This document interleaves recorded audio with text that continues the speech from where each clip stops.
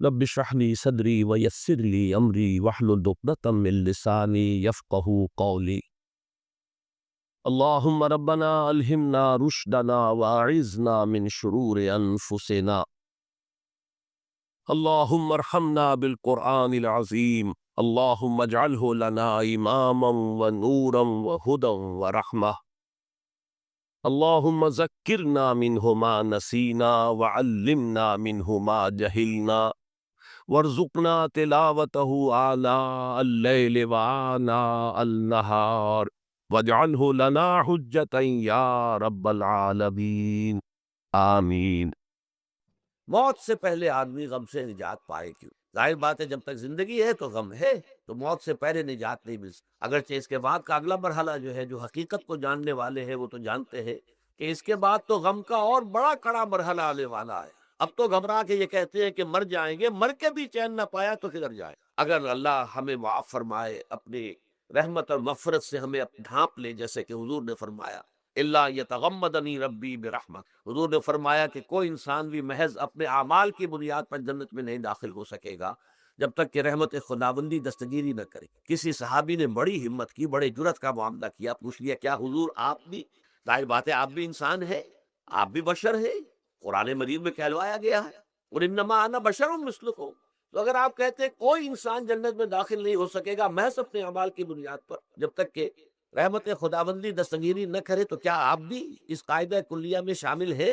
آپ نے فرمایا ہاں میں بھی، الا یتغمدنی ربی برحمتہ، جب تک کہ میرا رب مجھے اپنی رحمت سے ڈھانپ نہیں لے گا میں بھی جنت میں داخل نہیں۔ تو اس اعتبار سے اللہ تعالیٰ وہاں ہمیں بچا لے، لیکن جو وہاں نہیں بچایا گیا، اب ظاہر بات ہے کہ اس کے لیے جو مصیبت ہے وہ تو پھر دائمی ہے، ابدی ہے، دکھ ہی دکھ۔ میں اس کی طرف زیادہ جانا نہیں چاہتا اس وقت۔ اصل میں میرا موضوع جو ہے وہ اس دنیا میں دکھوں کا علاج۔ اب اس اعتبار سے غور کیجئے، دکھ دو قسم، قرآن مجید پر جتنا میں نے غور کیا، دکھ ایک تو وہ ہے کہ جو ناگہانی طور پر آ جاتے، اس میں ہماری کسی غلطی کو دخل نہیں ہوئے، وہ کوئی آفت سماوی ہے، کوئی زلزلہ آ گیا ہے۔ ابھی آپ کو معلوم ہے بھوج جو قصبہ تھا گجرات اسٹیٹ کا، انڈیا کا پورا ختم ہو گیا، اس میں بہت سے مسلمان۔ جب کوئی آفت سماوی آتی ہے تو وہ ظاہر بات ہے کہ پھر سب کے سب لوگ اس کی لپیٹ میں آ جاتے ہیں۔ زلزلہ آ گیا ہے، کوئی اور طوفان آ جائے، جیسا کہ کئی مرتبہ آپ نے اخبارات میں پڑھا ہوگا، اس سال امریکہ میں بہت طوفان آئے ہیں، مشرقی ساحل پر بار بار طوفان آئے،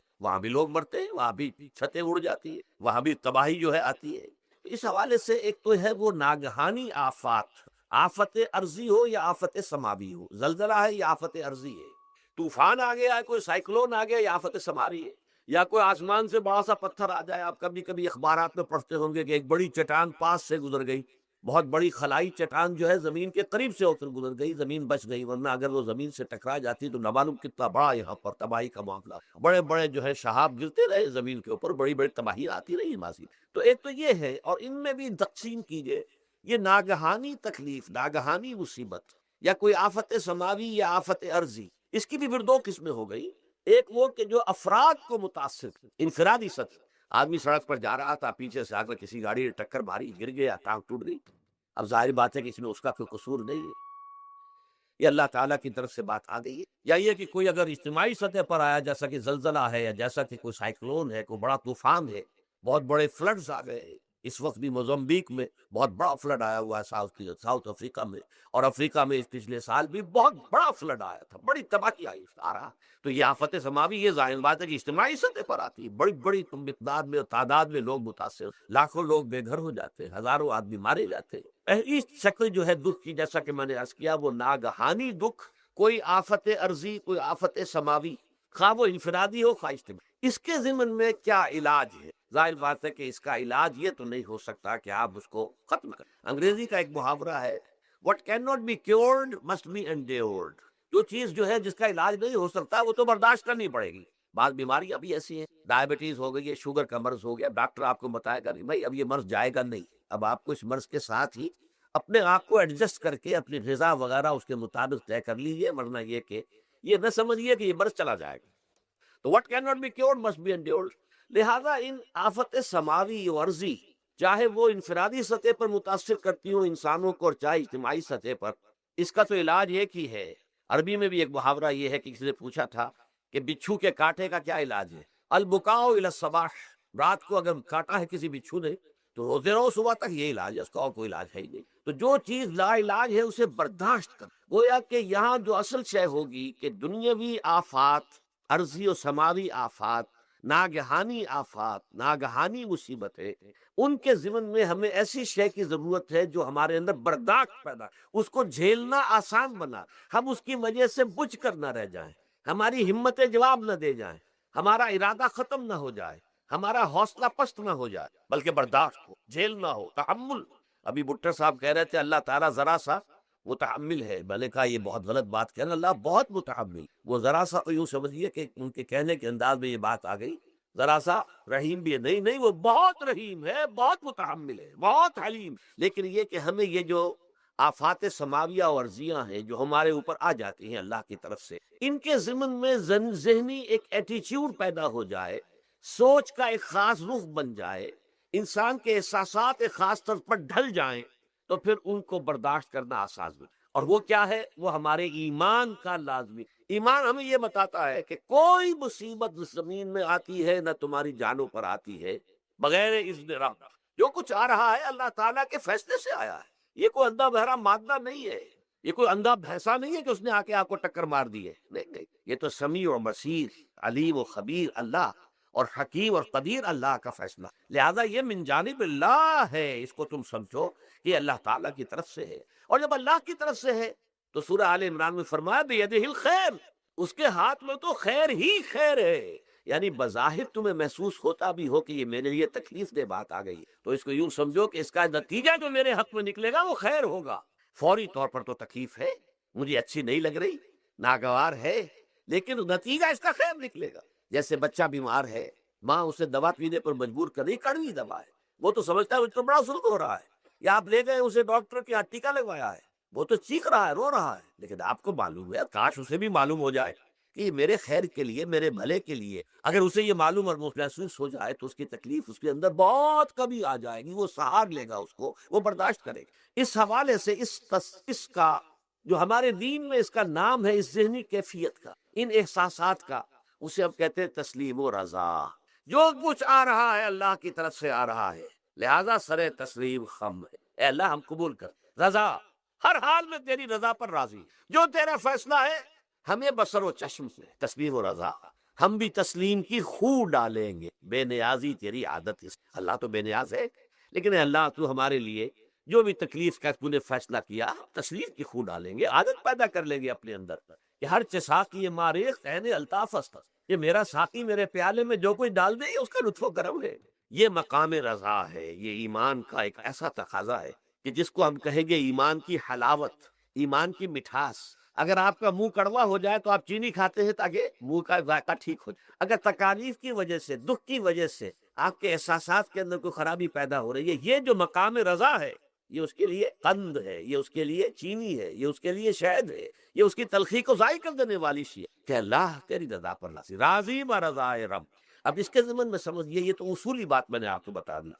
اس کی تین کیفیات ہو سکتی ہے، کیوں اللہ کی طرف سے یہ چیزیں آتی ہیں۔ سب سے پہلی شے ہے، اب وہ جو آیات میں نے سنائی تھی وہ سن لیجئے پہلے ترجمہ۔ سورہ تغابن میں فرمایا ما صاب من مصیبت الا باذن اللہ، دیکھو کوئی مصیبت تم پر نہیں آ سکتی، نہیں آتی مگر اللہ کے اذن۔ ومن یؤمن باللہ، اور جو شخص اللہ پر ایمان رکھتا ہو، یہد قلبہ، اللہ اس کے دل کو ہدایت دے دے، اس کے دل کو سکون عطا کر، وہ راضی برضائے رب ہو، اس میں شکوہ نہیں رہتا، اس میں شکایت نہیں ہو، اس میں تلخی نہیں ہوتی، کیوں ہو گیا، کیسے ہو گیا، کیوں ہو گیا، نہیں ہونا چاہیے، نہیں۔ یہ سارا جو پیچ آدمی کھاتا رہتا ہے نا اندر ہی اندر، وہ جو پیچ کھا رہا ہے، اس سب پیچ سے نجات نہیں۔ برو کشید سے پیچا کہ ہست مود مرا، چے اگدہا کے مقام رضا کشود مرا۔ یہ پیچ کھانا جو ہے،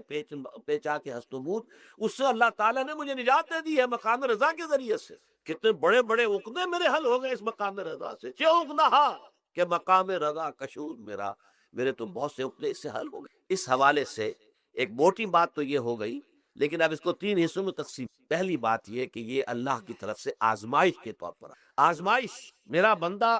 اس پر صبر کرتا ہے یا نہیں، یا میرے خلاف بکواس کرنے پر آمادہ ہو، اللہ تو ایسا ہے، اللہ نے تو ہم پر کبھی کبھی کرم کیا ہی نہیں، اللہ تو ظالم ہے، معاذ اللہ معاذ اللہ معاذ اللہ، کہیں ایسا تو نہیں، میرا بندہ جو ہے تکلیف کو جھیلتا ہے میری وجہ سے، یہ سمجھ کے کہ اللہ کی طرف سے آئی۔ یہ صبر جو ہے یہ بہت بڑی کامیابی ہے اگر انسان کو، اور اس صبر کے نتیجے میں دو اور باتیں پیدا ہوتی، یہ مضامین علیحدہ علیحدہ دروس کے اندر آتے رہے ہیں، لیکن آج ایک نئے عنوان کے تحت جمع ہو کر آ رہے ہیں۔ پہلی بات یہ ہوتی ہے کہ یہ امتحان کا نتیجہ کیا نکلتا ہے کہ آپ نے ایک امتحان پاس کیا تو آپ کے اگلے درجے میں ترقی ہو جائے، 5ویں کا امتحان پاس کر لیا نا، 6ٹھی میں جائیں گے، اب 6ٹھی کا امتحان پاس کریں گے تو 7ویں میں جائیں گے، 7ویں کا پاس کریں گے تو 8ویں، درجہ بدرجہ انسان کی دینی ایمانی اور روحانی ترقی کا ذریعہ یہ آزمائش میں، جتنا اس میں صبر ہوگا، جتنا اس میں تسلیم و رضا جو ہے آپ حاصل کرتے جائیں گے تو آپ کے درجے بلند ہوتے جائیں گے، آپ کا امتحان کڑے سے کھڑا آئے گا، بڑے سے بڑا آئے گا، مشکل سے مشکل تر آئے گا۔ ایک وقت میں ایم اے کا امتحان بھی آپ کو لینا ہوگا،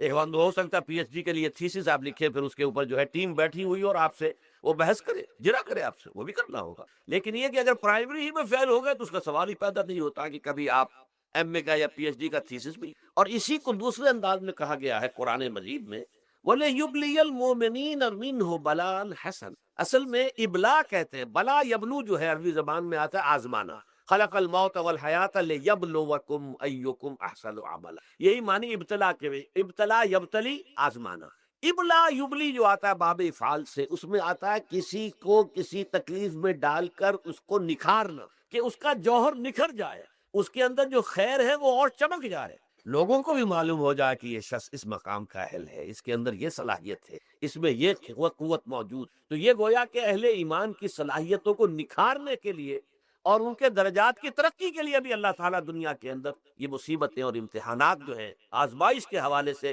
افراد پر بھی، اجتماعی طور پر بھی، اور ایک اس کا اور بھی ہے، اہل ایمان پر اس طرح کے ابتلاء و آزمائش کی ایک نوعیت اور بھی ہے، اور وہ یہ ہے کہ جو بھی آپ سے غیر ارادی طور پر، یا یہ کہ آپ نے کوئی گناہ ارادی طور پر بھی کر لیا، اللہ تعالیٰ اس کی سزا اسی دنیا میں دے کر آخرت کی سزا سے محفوظ کر دیتا ہے۔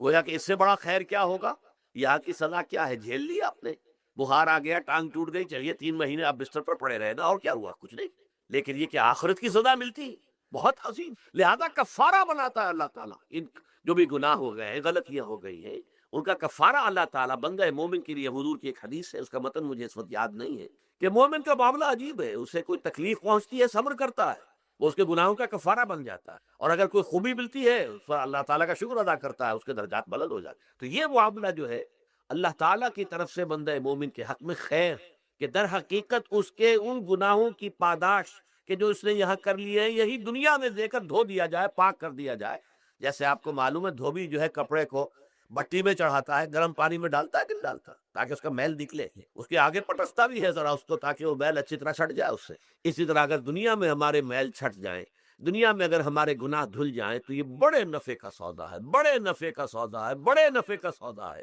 اس اعتبار سے آپ غور کیجئے کہ اگر یہ حقائق ہمارے سامنے رہے تو کیا کوئی تکلیف دنیا کی ہمیں بھاری محسوس ہوگی؟ ہمیں تو بتایا یہ گیا ہے کہ عسیٰ ان تکرہوا شیئا وہو خیر لکم،